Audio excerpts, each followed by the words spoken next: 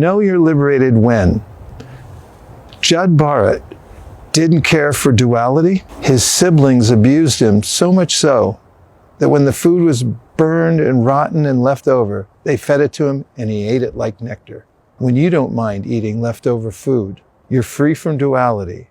You know you're liberated. Didichi in the 6th canto of the Srimad Bhagavatam, the demigods came to ask a little charity. What was that? Oh, they just needed his bones.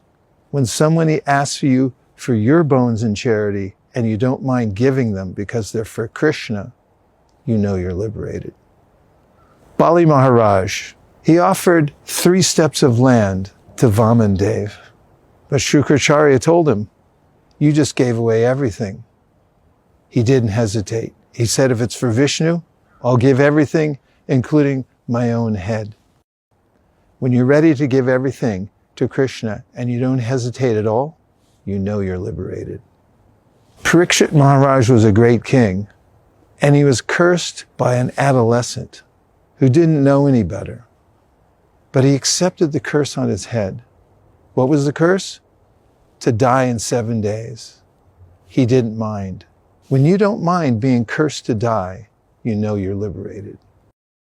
Runti Dev had been fasting for days and was starving and was just about to eat when a series of people came in.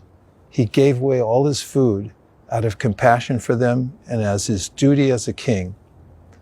When you're ready to give away your own food when you're starving, you know you're liberated.